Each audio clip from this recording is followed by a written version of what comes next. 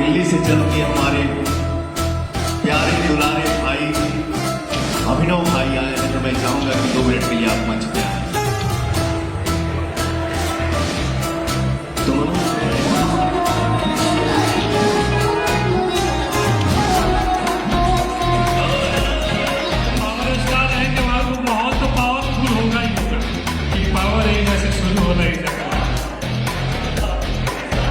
लेकिन हम कुछ और बोले, हम ही बोले कि हाँ पावर यही जैसे शुरू होला लेकिन खत्म नहीं कहे कि पूरा पावर हाउस है कि पावर पैदा ही करेला जो कि खत्म ना हो सकेला।